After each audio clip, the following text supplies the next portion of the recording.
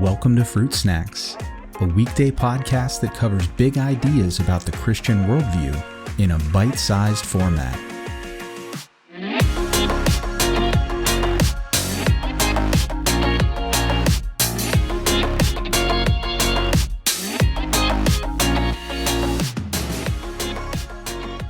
Hey everyone, in this episode we're going to look at another argument for the existence of God and why belief in God is rational.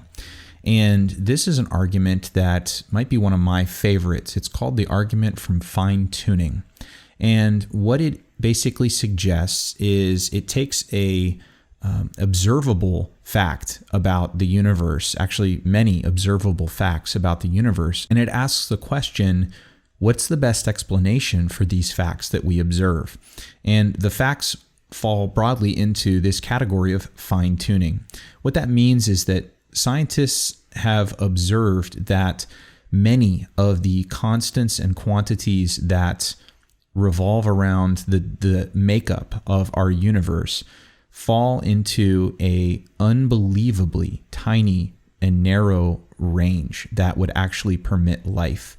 And I'll give you some examples of what these would be. There's actually a very large number of constants and quantities, but they would be things like the gravitational constant. And for instance, if gravity were altered, if the force of gravity were slightly weaker than it is, then what would happen is that as the universe came into existence and particles were flying around and all these things, if gravity were just a hair weaker than it is, then you would never have the formation of pockets of elements, of gases, which ultimately leads to the formation of stars and planets. And so nothing would actually form. On the other hand, if the gravitational constant were just a hair stronger than what we observe and measure, then things would have basically crunched together in such a way that, again, no stars, no planets, and therefore no life.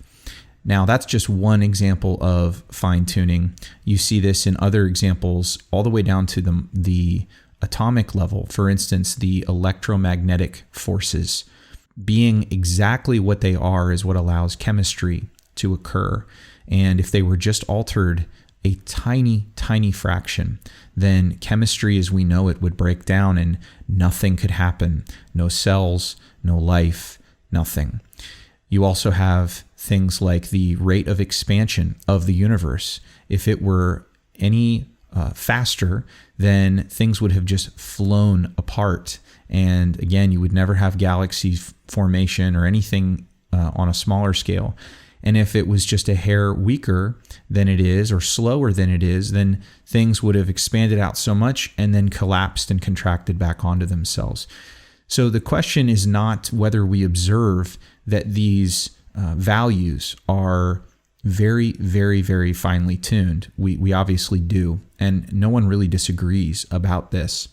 And to give one more example of just how finely tuned we're talking, if we take the example of gravity, for instance, the value of gravity as it is estimated to be somewhere around 1 in 10 to the 60th power out of all the possible values that it could have. And to give you a way of wrapping your head around a huge number, that is 1 in 1 with 60 zeros behind it.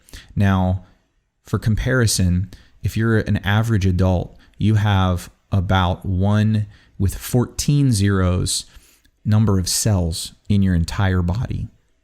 And so we're talking about an astronomically large number here, and the value of gravity is one of those possible numbers, and it's the right one.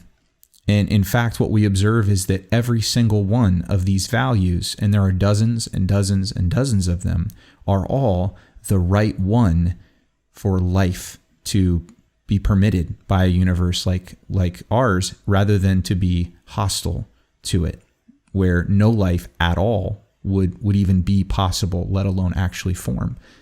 And so the argument from fine-tuning goes, what is the best explanation for these numerous fine-tuned values that we find.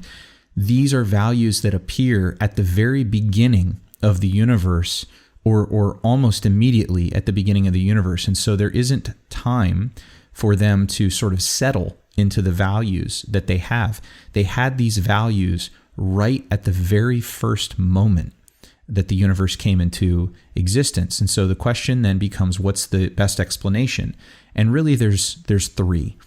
The argument goes that the best explanation for these values as we see them could be either that it is by necessity that these values are what they are, that they have to be exactly these values and they could not be otherwise.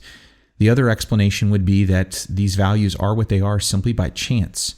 And then the third explanation would be that these values are what they are because they were designed to be what they are.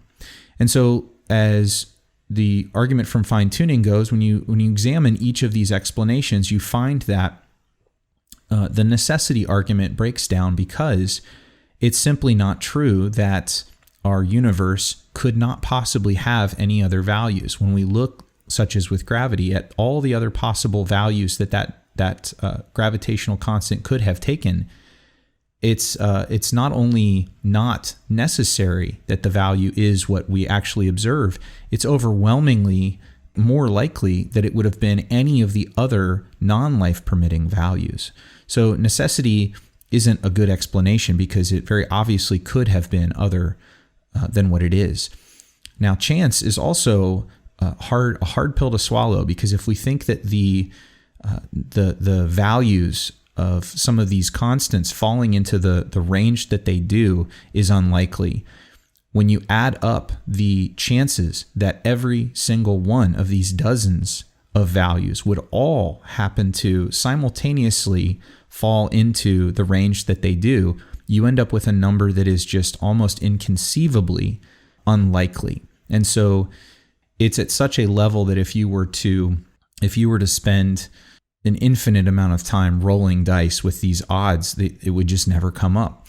And some have postulated things like a multiverse to explain why our universe happens to be the right one. But again, that doesn't give us any better chances. It just is a way of trying to overcome the overwhelming odds. And frankly, there's no scientific evidence to support a multiverse. It's really more of a theory, because that's all it can be. And so what we're left with is that the most likely candidate for why we find the values to be what they are is that they were designed to be that way. And so then the question would become, well, who, first of all, could have designed it? And then who would be capable of designing such a thing with all these numbers and values as we observe? And the conclusion for many is that, well, that would be God. And so in a nutshell, that's the argument from fine-tuning.